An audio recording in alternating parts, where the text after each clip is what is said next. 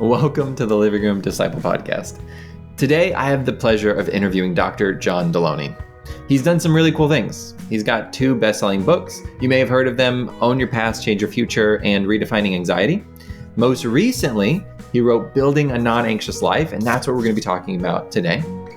But you've also probably heard him on the Dr. John Delony Show. I think the thing that excites me the most, though, is John's coming to us with 2 PhDs and over 20 years of experience in counseling, crisis response, and higher education. What I'm trying to say is he knows his stuff. And when he talks about anxiety, he does it from a perspective I don't think most of us are having the conversation. And so that's what we're going to talk about today, anxiety and how to build a life that isn't anxious. So thanks so much for joining us today on the Living Room Disciple Podcast, where discipleship finds a home.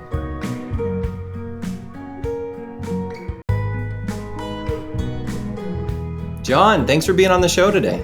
Dude, thanks for having me, Phil. It's fantastic. Okay, real talk. So I got your book, Building a Non-Anxious Life, and I went in super skeptical, and I don't know what it was. Maybe I was like, there's a smiling guy talking about anxiety. I feel like everybody's talking about anxiety, and so I wasn't sold. Until I read the introduction, and then I was like, I actually think this guy knows what he's talking about. And then I was hooked all the way through. In fact, if you were to look at my copy, man, I've highlighted the junk out of it, but then I immediately finished it and handed it to a family member. And I said, read. And then she just tabbed it all up. And I had to have her run it back to me really quick because I was like, I'm actually going to talk to the guy real quick. So if you can give me my book back, that'd be great. I'll have the team send you a couple more so you can pass them around. Nothing says I love my family like, here's a book on anxiety you should probably read. The thing is, though, like this is a topic that I feel like everybody's talking about, but oftentimes I'm not sure the conversation's helpful. And I think I knew that this was going to be a helpful book when you wrote one thing. And this is where I want to start with our conversation. You wrote really early on, I think it was like in the introduction, you said anxiety is just a smoke alarm letting you know that something in your house is on fire. The alarm is not the problem. The fire is. Can you flesh that out for me? Yeah, I mean, I think we've been sold a bill of goods, if you will, and I don't even think it's been intentional. It may be by now, but this idea that our bodies are inherently broken. There's something wrong with us all, and if a thing happened to you, then you're just going to malfunction, or if you have the wrong genetics, you're just going to malfunction, or if there's the wrong parents, you're just not going to be able to make it. And so there's been this ever-increasing move towards trying to solve for something that, like a light bulb went off when I was doing the research about 10 years ago on this topic. It was like, oh, what happens if our bodies are right?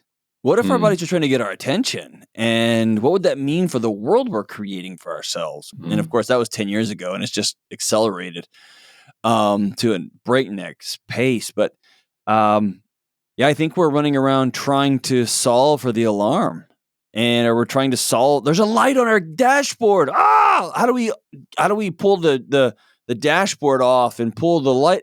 What if you just put gas in the car, man? Right? What if you just rotated the tires? So I think and by the way, there's not a lot of money. You can read the book. There's not a lot of money to be made in changing your life, right? In fact, the opposite. There's a ton of money to be made telling somebody, hey, you're broken. If you just buy this thing, if you just buy my program, if you just do this thing, then everything's going to be okay. And so it's really swimming way upstream. Yeah. And even putting the money element aside of it, I think most, therapists and counselors really have such good intentions.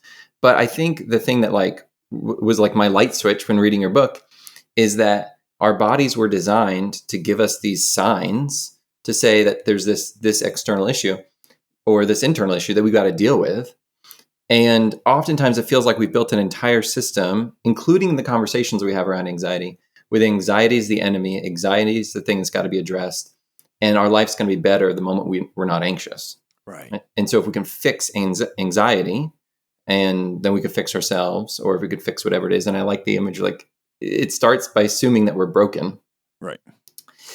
And so, okay, for the average person though, like what are healthy signals look like? So when you say that it's a smoke alarm, I get the metaphor, but like, what are the actual like signals I'm going to experience physiologically, psychologically, so I know that something's wrong and I need to address it? I think that's what makes anxiety a challenge. It makes depression a challenge as a clinician. Is you're looking over this long list. If you go through the DSM on anxiety, it's like unable to make thoughts, has tons of thoughts. Like it's just this constellation of different things going on. Here's a few. If suddenly you put your head on the pillow at night and your brain just heads off to the races, right? It is just thinking of everything you said, why'd you say that, what you do, what you've got to do, what's going to happen. Oh my gosh, if this happens, and then this happens. And then you find yourself unable to sleep. Well, then we start trying to solve for sleep. Like, I need to go see a specialist. I need to get a special medication. I need to have a special sleep routine. I need to do all these things. And we forget to ask ourselves, hey, sleep is a core biological function that, if you believe in evolution, should have been gone bajillions of years ago. The idea that an animal would lie defenseless, not looking for food, not protecting itself, not searching for a mate for 8 hours, a third of a day. That's preposterous. It makes no sense. Yet it's a core function, right? Mm-hmm. Instead of saying, hey, this core, like oxygen, right? If suddenly we couldn't breathe, we would be looking immediately for what is keeping us from breathing. It's not how we do sleep. That's not how we do racing thoughts. That's not how we do I'm unable to eat. We try to solve the thing, right? Let's shove more oxygen. Man, let's look at what's obstructing the oxygen. Who's got their hands on this guy's throat? So I think it's any number of things, but racing thoughts tends to be one. Not being able to sleep, needing a bunch of chemicals to wake up, a bunch of chemicals to go to bed, feeling like I'm isolated and alone, yet I'm surrounded by people that I love. Feeling like I'm in control of who gets elected next. I'm in control of everyone else's thoughts and opinions, and I need to make sure they know my thoughts and opinions. It's this ever-reaching grasp for control and more control and more control and more control, and hanging on with dear life to the shreds. So I think it's everything in between. And this is a rabbit hole, but this is something that I'm really interested in. Are there trends that anxiety demonstrates itself differently across generational lines? So, for example, I wonder, so I'm a pretty typical millennial. I'm even wearing plaid. I mean, like I'm the guy. And so for someone like me, I think it's more like the feeling like I can change. The election depends on me. The world depends on me. Everything depends on me to do whatever to save it. And then I'm looking at the generation behind me, and I'm not sure what it looks like for them, but it seems like it's translated, at least in part, in just inaction, feeling too anxious to do anything, can't go, get a job, or can't go get a driver's license. I think like with the average age of getting a driver's license has been moved up to like 20 or 21. So are there generational gaps that like people should be aware of in this conversation as well, just for trends? That's a great question. Off the top of my head, it'd probably be irresponsible just to pop something off, but I don't know of any. Mm-hmm. But as you're talking through them, maybe there's some through lines there, but I always want to go back to the fight, flight, freeze, fawn, fix, right? Like, what are the whole generation got home from World War II and they got real quiet and they just started building stuff, right?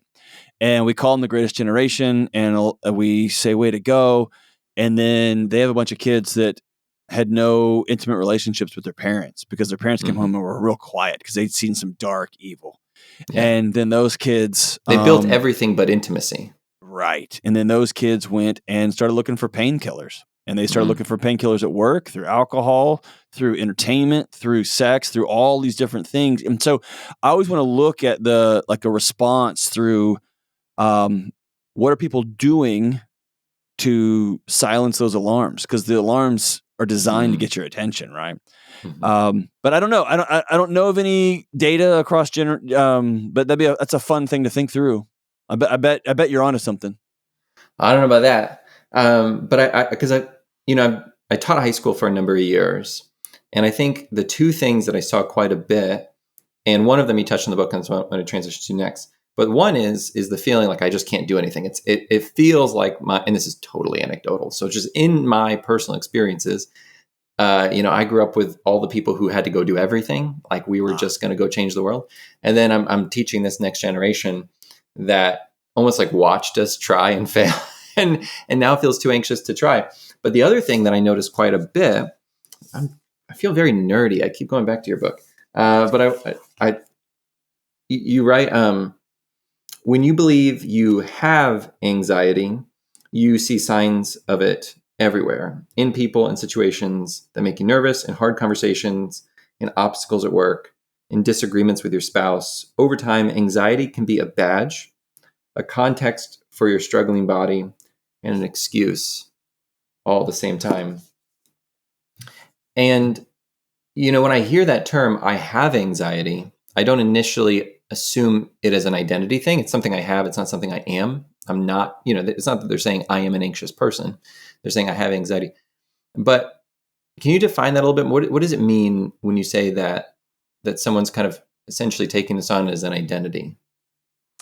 Yeah, I mean, you going all the way back to the DSM. It was the Diagnostic and Statistics Manual, the book. It's the psychiatric Bible. It's the book that comes out every 5 to 10 years with a new or more list of all the psychiatric disorders. And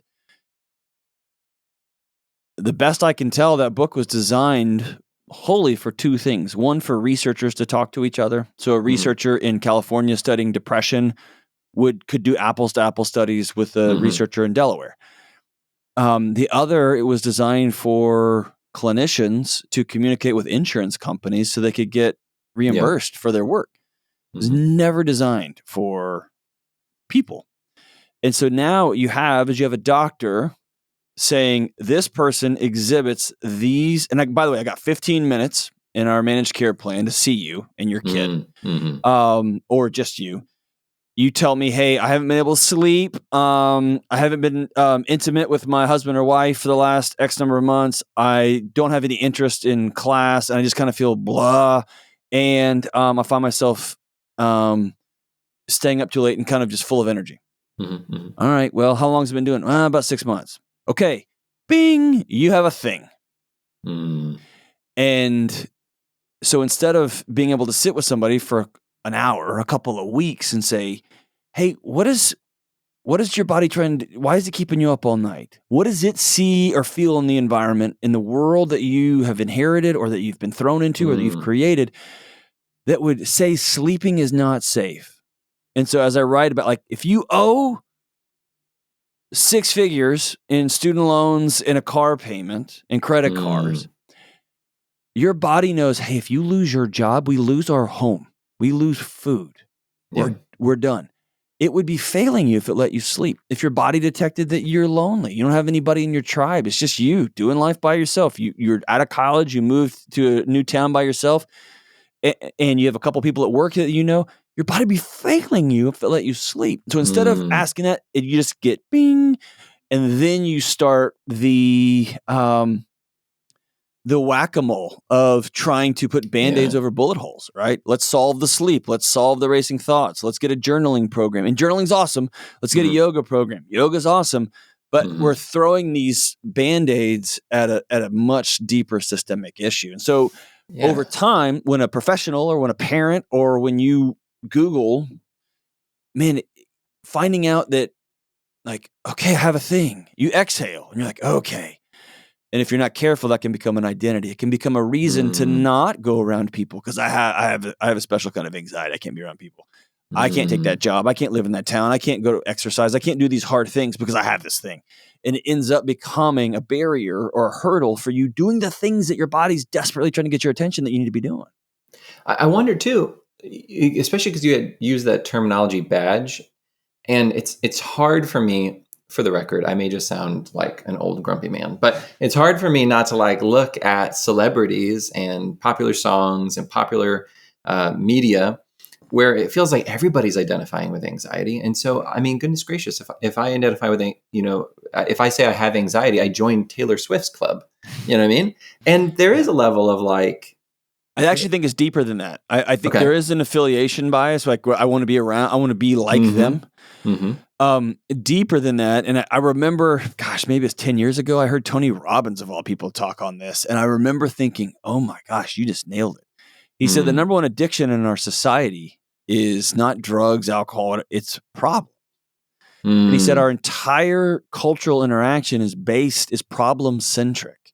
So we enter every room but first. If you walk into a room right now, at your school, at your work, at the coffee shop, and you walk in and say, hey, everybody, I'm having an amazing day. My kids are healthy and my girlfriend likes me and I just graduated. You are instantly categorized as unlikable. But if you walk in and you're like, man, did you see those tweets such and such politicians sent out? Can you believe that group of people just said this thing? Can you believe? Everyone's like, yeah, man. And that's how we form groups. That's how we form identity, is what's wrong in your life? What's the problem that we're trying to solve right now? In fact, look at the political landscape, both sides. Nobody is painting a picture of what could be possible. The only pictures being painted is if the other side wins, we're doomed. If they win, we're doomed. If they win, we're doomed. There is no, hey, here's a roadmap. We're going to the moon. Here's what's going to take to get there. It's simply, we hate them. And they're like, nah, we hate them. And so it's this problem centric. And so we cannot walk into a room and say, man, I have found myself super lonely and I'm glad I'm with you guys because my body's trying to get my attention by making it really hard to sleep. We can't do that. But I got a thing. I'm anxious. And it's just a way we identify as groups. And then we get leaders in social media. We get leaders in popular culture and entertainment, and they hold the torch for us. But I think it comes back to this problem-centric culture. Sometimes holding the torch under the banner of transparency and under the banner of, of being It's relatable. Yeah. But it really does. It ends up, and I don't think, I doubt there's very many people who are like twirling their maniacal mustache and like laughing because very few. Yeah. But it's created more excitement about, and I don't want to say excitement like joy, but more intrigue or more attention around having the fire alarm of anxiety versus being excited and passionate about the healing and the restoration of life and the moving, kind of even like your political example. Like it's just more attractive to talk about the problems than it is to talk about the healing and the path to unity and success. Well, and you're touching on something that I think is critical here. We have a culture that is largely, we have problem-centric communication on one side, and we have solved for every discomfort in all of human history. And so increasingly, discomfort is our enemy. It's the bad guy in every story. And so when the whole goal is to never feel uncomfortable, and somebody says, hey, it took me and my wife 15 years to pay off everything that we owed so that our bodies would know we're safe. That stinks. It's not fun. There's a lot of vacations we didn't take. This year, after being married for 20-something years, my wife said, hey, is there any chance we could get rid of the Craigslist bed that you bought and spray painted in our yard in West Texas? And I was like, you know what, wife, this is your lucky year, right? I mean, that's insane. But we didn't have that, right? Yeah. And so it's hard to go down the rabbit hole of, I don't want to feel like this anymore.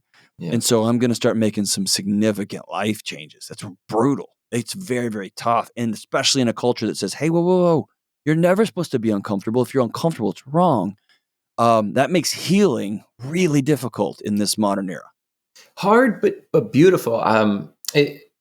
Oftentimes, what is toughest and most bitter and most difficult to consume up front ends up having like sweetness and beauty on the back end. Always, if you can get through it. Always, if you can get through it, right?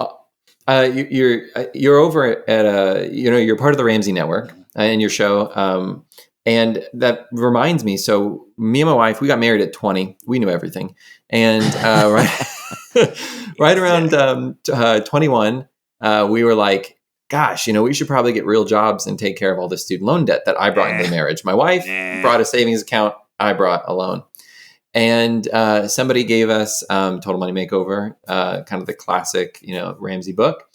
And it really did change our life. And in a lot of ways, it led us to really uncomfortable years. I mean, in all of our 20s, essentially, we were just broke.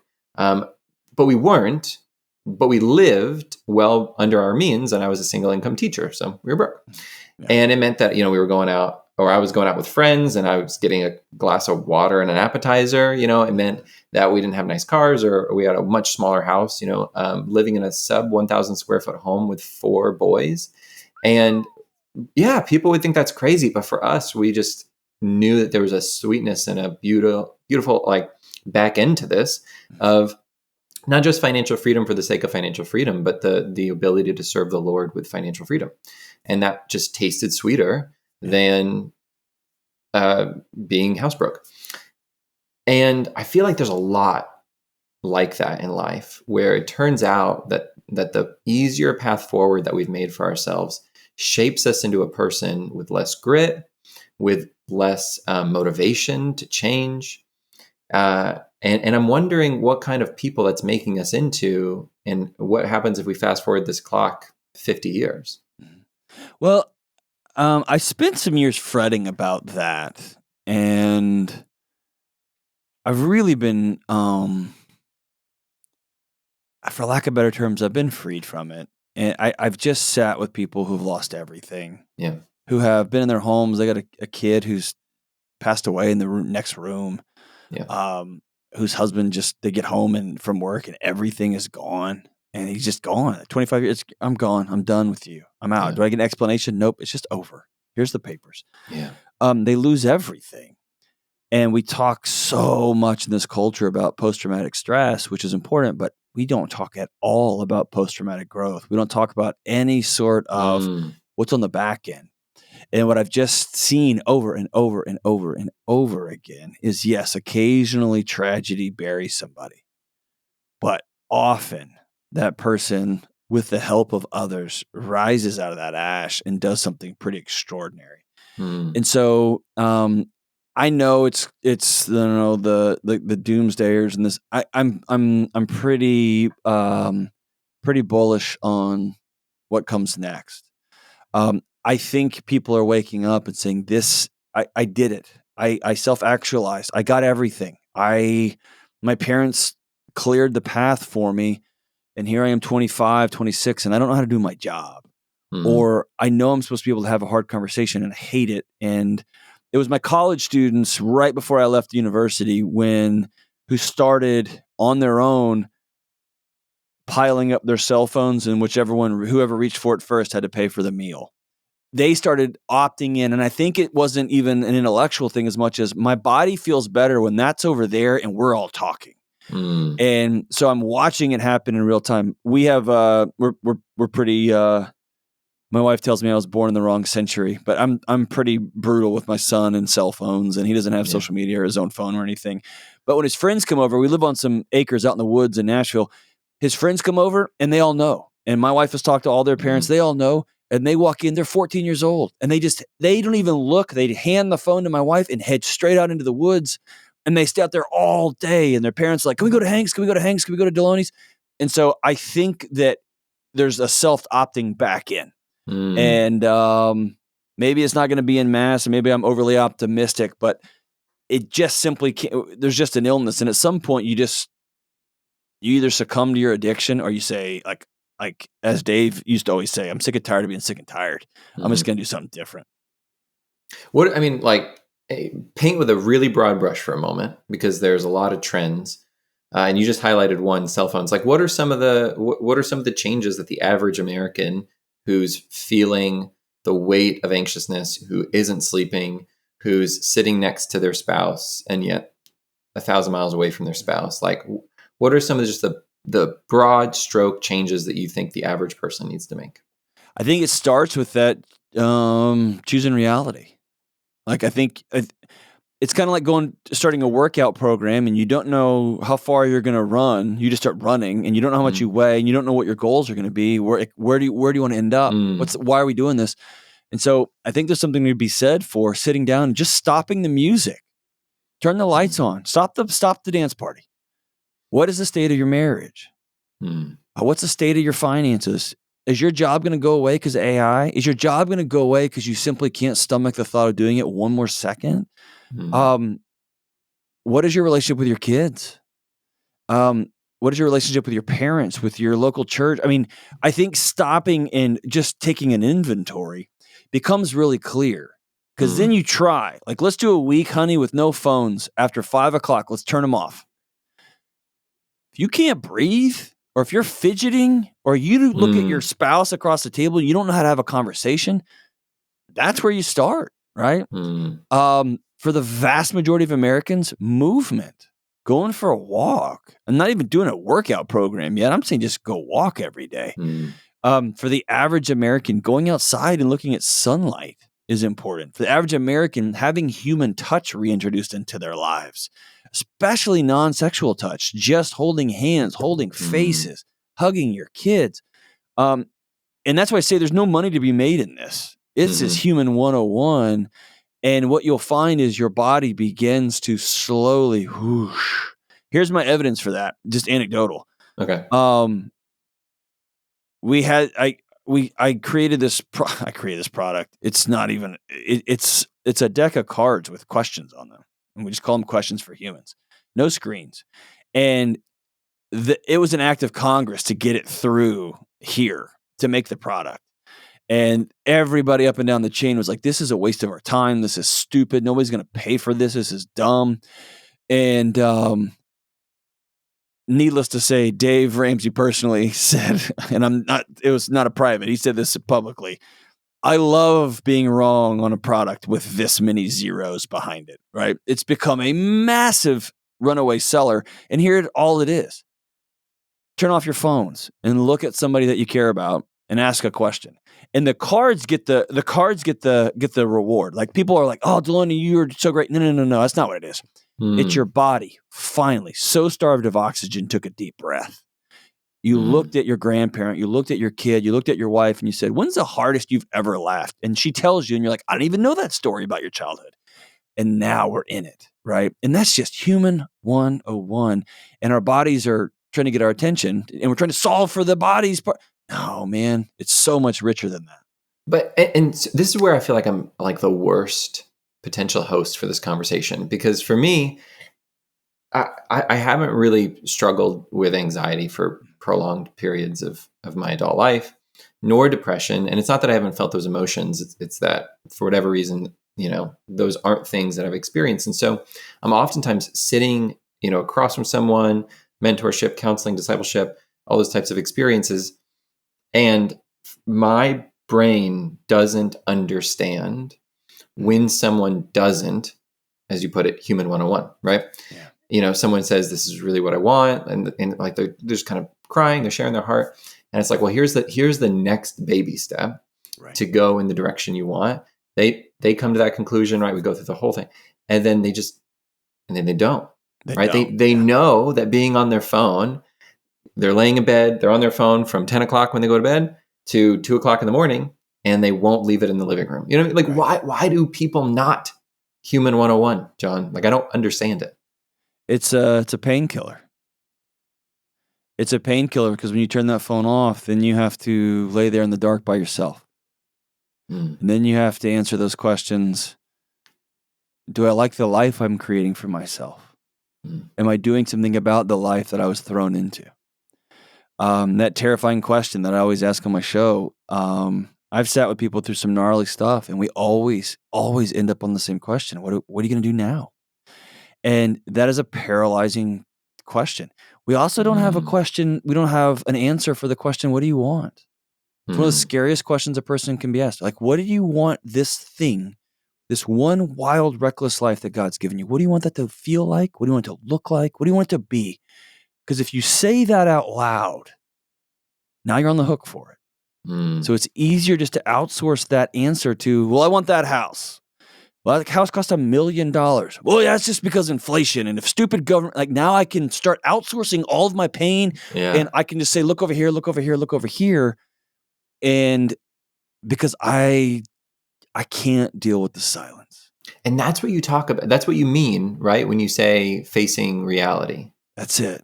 It is a terrifying, staring over the abyss, right? It's Jonah in the whale. It's Jonah in the bottom of the sea, in the belly of a fish. Like, here we are. And what are you going to do now? Right? It's a terrifying place to be.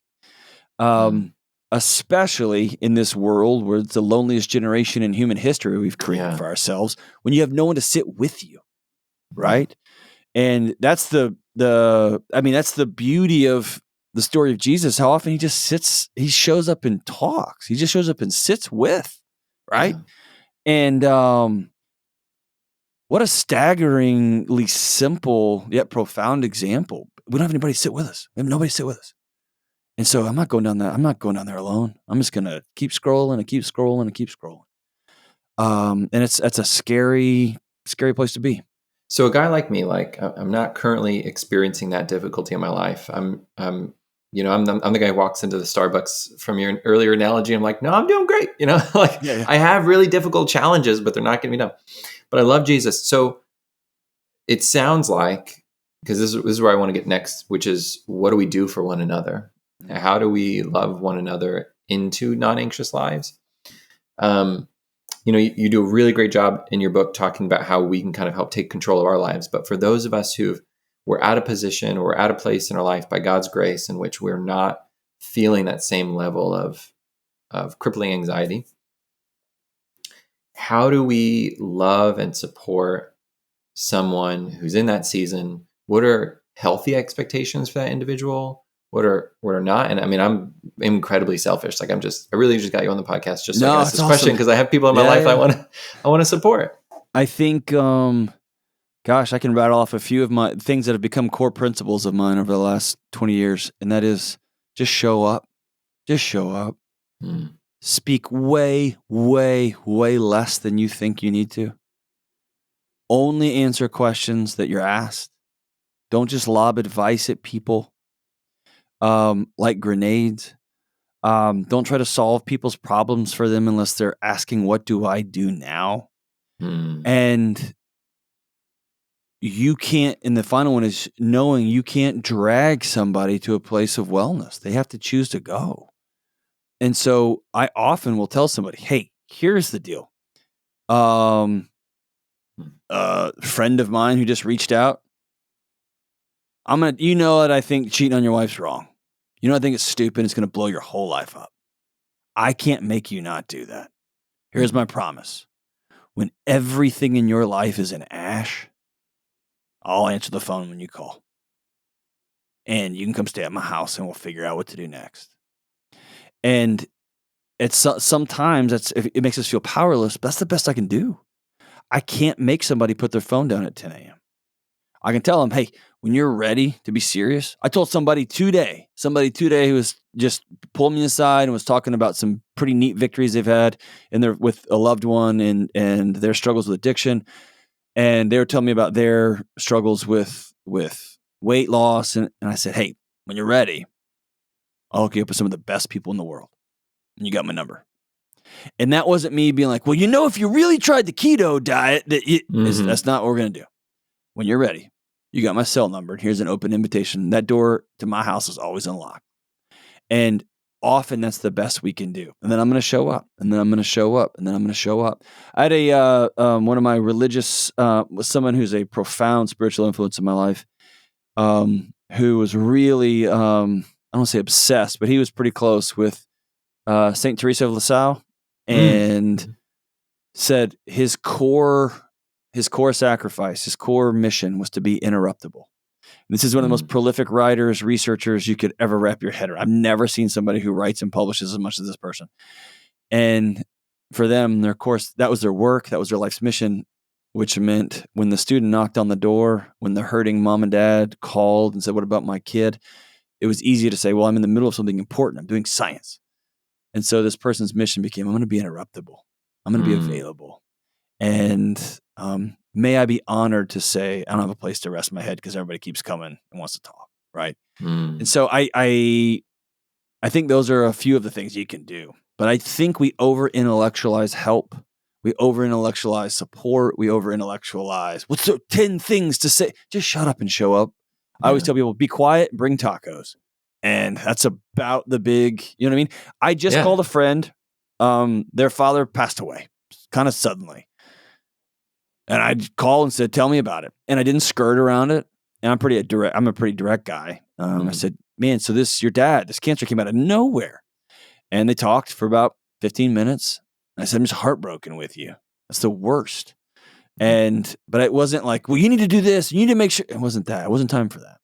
The person also knows if they ask me those questions, I'll answer them. But today I'm just going to sit with you and be sad, whether in person or on the phone. While you were speaking, that each of those steps, I feel like there's a pretty good analogy for Christ in the Gospels doing that work too. And I don't think I ever understood this question that Jesus asks sometimes until you were just speaking. There's a few times where he says to, somebody who's lame or blind, you want to be well? Do you want to be well? And I never understood that. I've always kind of thought it was a bit of a butthead question. Like, really? Are you? He's asking, are you in? Are you in? And I think that when someone is lonely, when someone is chasing a painkiller, whether it's alcohol, whether it's sex, whether it's their job, whether it's their theology, like whatever they're using to lay as a blanket over any sort of hurt or insecurity or vulnerability they feel like they have, an invitation is one of the greatest gifts you can give somebody. It's a cup of cold water in the desert. Are you in? Hey, we're going. Are you coming? Like, I'm asking, I'm inviting you. It just drops everything in your body, right? It just doesn't feel like it's enough, though, and I think that's where I struggle. Maybe because that's modernity right there. Yeah, that's the last gasps of the Enlightenment. But I got to have the right answer in the 5 points. Oh, if you go back, if I can't fix their life, who am I? There you go. That's so good. And that's us. Deciding, I mean, you read the chapter in the book. That's us for all of human history going outside and saying, dear God or gods or goddesses, whatever, wherever we happen to be, please reign or my kids die. And then 100 years ago, we got running water in our houses and and then for all of human history, there would be entire cultural prayers. Please let the crops come in or we all die. Yeah. And now we got Uber Eats and we think we are pretty in charge, right? Yeah. And so it's this, we are God of our own world. I'll solve your problems. And that's not our job. Even God himself, if you sit, like, look at the woman accused of adultery. Before anything, I'm going to get between you and your accusers. Number two, this has a chance to go really bad for me too. That's fine. Number three, I'm going to look at you and say, hey, do you realize you're safe now? They're all gone. Then, after I've protected you, made sure you know that I see you, then I'm going to say, hey, man, you don't have to live like this. There's another way to do it. What we love to do is, with our trumpets and our megaphones, yell, you should be living like this, and then we'll come help you. And that's just exactly backwards. Yeah, but you can't go through all those steps on a tweet, and that's the problem. That's the problem. I have to actually show up, and not just show up. Invite people into your space. And some of the examples you're using, your time, your calendar being interruptible, but also your physical space. Yeah, being willing to bring people into your home, being willing to be vulnerable. I think by extension. And now, because of we grew up in the HGTV generation, our home has become our scorecard. How big is it? How nice is it? What's the countertops look like? I worked with a couple last year, and we ended up recording, like doing a whole episode on it. But one of the assignments I gave, husband was really struggling with anxiety. One of the assignments I gave them was once a week for a month. They had to invite somebody over, and they had to intentionally mess something up in their living room. They had to leave out a basket of laundry. They had to get a bunch of crap and pile it up somewhere.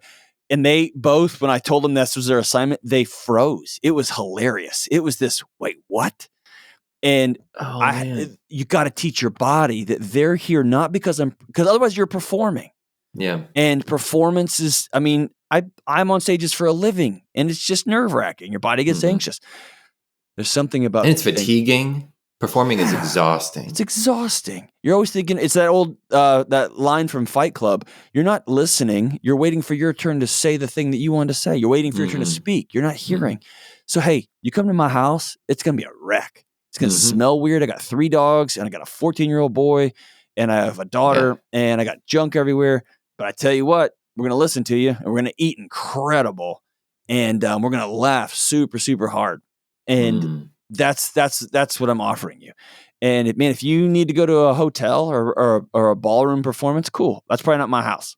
You want to come over and listen to some old punk rock records and just tell me that you're not doing okay? Nah, we're talking. Because you're offering a family connection. You're saying, I'm going to welcome you into my family, not into my showroom, not into my, I don't know, I've suddenly ran out of any other metaphors in that moment. But it's really what it is. It's saying like you're family. You're not just a guest, so you can be in the midst of my junk.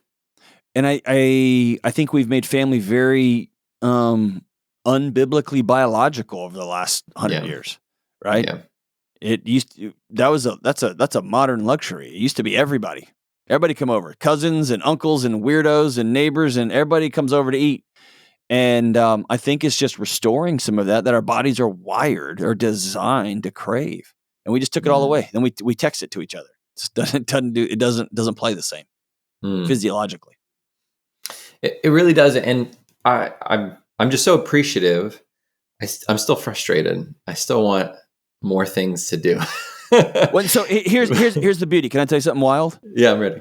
I don't want to unspool you because you're not asking for that, but here we go. Let's do it.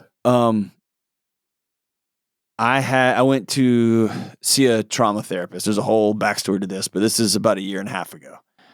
And maybe 1 year ago. I don't remember. It's a while ago. And at some point, I call her the Oracle. She's probably in her early 60s. Her give a crap runs at low to 0. She's at 9. She's amazing. Literally the best therapist I've ever been in contact with. And at one point she smiled so big and she lights up a room, and she leaned back in her chair and she clapped. And I said, "What?" And she goes, "Congratulations, you're smarter than me."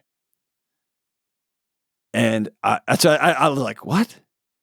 And she goes, "Yeah, you can talk to me in circles and circles and circles." And she said, "So from this point forward, we're only going to talk every other session. On the in-between sessions, you're going to have to sit with the discomfort. You're going to have to feel. You're going to have to look at somebody looking at you." And dude, I didn't have a psychology for that. I didn't know how to be with people. I knew how to be at people. I knew how to talk to them. I have 2 PhDs. I spent my whole life trying to read enough books so I had enough answers. And what she told me in that moment was, well, there's your drug. There it is. Your heroin is always being right, always being able to fix, always being able to offer. She said the greatest gift you can offer is you, and the only person that doesn't see that is you. And so we're just going to be here. And dude, it was wildly uncomfortable. And it was several sessions later that I noticed I track everything. I'm kind of a nerd when it comes to biofeedback and whatnot. My heart rate had dropped 10 beats per minute on a steady basis. So I was running about 71 all the time. And I noticed, I'm running at 60. My body had just stopped. It had stopped dancing. It had stopped being on a stage. It had stopped performing. And I remember thinking, oh, this is being not anxious. This is just saying, dude, the greatest thing I can give you is my time, my discussions, my energy. Like, what do you got? And if you ask for an answer, maybe I'll have one, maybe I won't. And that's okay. Because that's not the best, that's not the most important thing about me. And so I think as a minister, as somebody who mentors people, presence is it. Presence is it. Showing up is it. Being on time is it. Sitting with somebody, when they say the scary, dark thing that they're afraid to tell anybody, you smile and lean forward and go, yeah, and then what? Instead of, that's the magic. The answers on who you should fire, should we hire, should I take this job, should I go to grad school? That all comes later. It's this presence and believing, no, I'm enough. I'm enough. And that's hard. And not doing that, that's anxiety. John, as we wrap up, I have one more question for you. I think I need to hear it. I think our listeners need to hear it. Just say it. Can we actually have a non-anxious life? Yes. If you, I'm living it. I'm living it. Am I worried about the upcoming political election? Yeah, for sure. Am I worried about an interview I did earlier today? Yeah, I am. Am I worried about the world my children are inheriting? Yes. Is my mom going to get sick and pass away one day? Yep. Is my dad going to pass away one day? Yep. They're in their mid-70s. That day's coming. So it doesn't inoculate me from all the bad stuff. But can I live every day, open my eyes, and say, I'm going to do my best to make today a good day. God, will you bless this day? Can you live that way? Yeah. Can you live a day where you get to decide what you do that day and not some bank or some car loan place? Yeah. Can you have a relationship with your wife that when things get sideways, you don't spin out because your marriage is anchored into concrete? And yes, y'all are separate now, but you've got a path back because you've done it before. You can do it again. Same with your kids. Can you do that? Yeah, you can. And so it's about backing up and saying, I'm not going to chase the alarms anymore, man. I want to create a new kind of life. And the answer is yeah, totally. Dude, thank you. Thank you for your time today, John. Thank you for writing this book. This particular copy has blessed 2 people. I'm just going to keep passing it around. I really can't recommend it enough. We'll get you some sent to you, man. Deal. And then we'll go ahead and we'll give them away here on the podcast. So if you listen to this episode, be paying attention to our social media and win a copy. John, thank you so much. Thank you so much for tuning in to the Living Room Disciple podcast. I don't know about you, but for me, I've had moments where I struggle with anxiety, but I'm really trying to love on a community of people, many of whom have this shared experience of anxiety and feeling like it's this impossible thing to overcome. If our conversation was a catalyst for you for change, I do recommend, amongst many other things, picking up Building a Non-Anxious Life. It's a quality read. You can follow us on social media, and we're going to try to give away some copies soon. So maybe that could be an avenue for getting the book in your hands. But no matter what, I think just remembering that an anxious life is not the life that the Lord has prescribed for us. It doesn't mean that we are going to be insulated from grief and harm, but it means that grief and harm don't become the things that define us. Huge shout out to Anissa Leib for producing this episode, to Eric Church for getting the episode out into the world, and to Daniel Ramirez for composing the music. And thank you to you for listening. Welcome to the Living Room Disciple podcast, where discipleship finds a home.